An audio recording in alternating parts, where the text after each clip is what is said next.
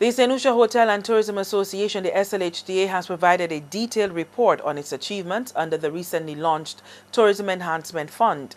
The fund, financed by a $2 per night contribution by hotel guests, is directed at improving the tourism product from the employee to the environment. So far, 2.5 million EC dollars have been raised. The chairman of the fund says that that figure could have been more significant if all members were on board. Because we only have about 70% of the rooms on island participating, and we're still working to get participation from other hotels and from other sectors of the tourism sector as well. But of that 2.5 million, we've disbursed a little over half of it, 1.2 million, and we're still continuing to collect contributions even now in the high season. And so far it's been able to make an impact in the community and in St. Lucia's tourism product in a very meaningful way. We founded the TEF in October 2013, and we got an opportunity to get right to work very quickly with the unfortunate passing of the Christmas Eve trough in December of 2013. We were very involved in bringing relief to certain communities that were really in need of it, in particular Ancillary and Canaries.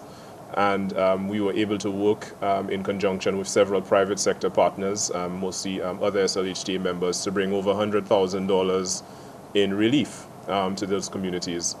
The Tourism Enhancement Fund was accessed to bring relief to the Canaries Infant School in the aftermath of the Christmas Eve trough. Substantial work has been done in education with the ministry's after-school program, and some 10 schools are being supported, making the SLHTA the largest single contributor to the program.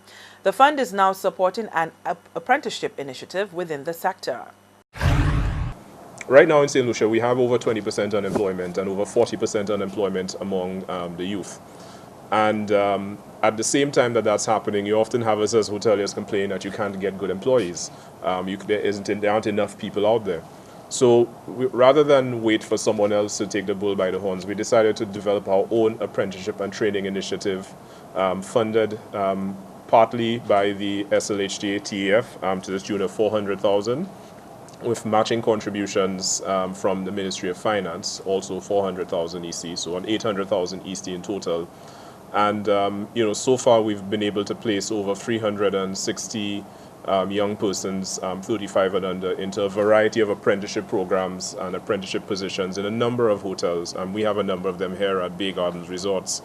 And the apprenticeship program is roughly a 2-month program where they get training in management training, human resource training.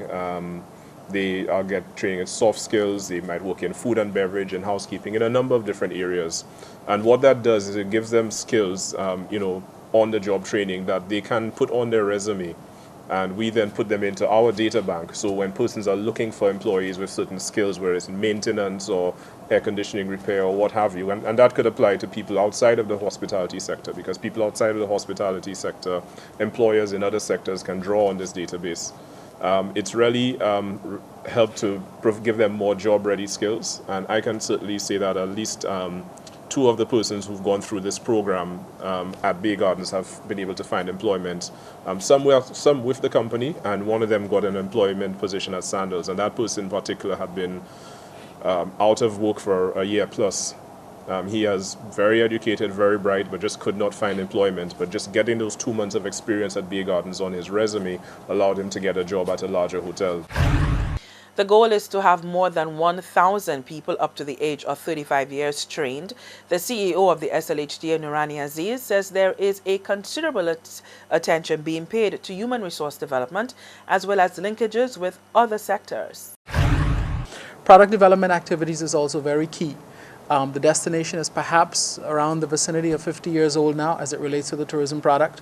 And for many of our guests, for many of our hotels who run high returning guest rates, you can well appreciate that people who have been here a couple times have seen it all and done it all. So it's important that as the destination positions itself to compete on the global arena for the ever-shrinking tourism markets, that we ensure that we have something that is ever-changing, very dynamic, and very appealing to guests to continue returning to our shores. So in the spirit of that, we continue to focus on issues like beautification, energy conservation.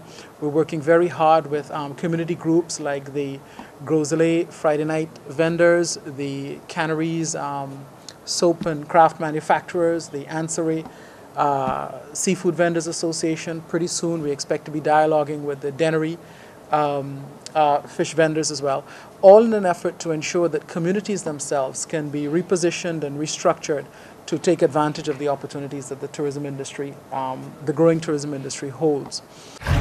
The president of the SLHTA, Ms. Caroline Trubetskoy, says the organization is elated at the success of the Tourism Enhancement Fund, especially in the face of the skepticism and criticism about its introduction.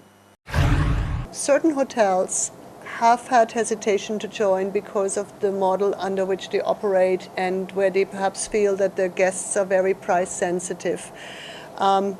I am pleased to say, however, now that they have seen that the fund has done so well and that the hotels that are participating have had no negative feedback from the guests, that has encouraged them to join. So we cannot name names this morning, but I'm very positive about this, that I know more hotels, the one or two large ones that are not part of it, will join in the future. Not only that, again, I feel that other tourism sectors have now observed what's going on, and I would hope that also, and we have had that feedback, that they feel inspired now to also contribute, whether it's the taxi associations, our DMCs, and other tourism sector providers that are part of our association.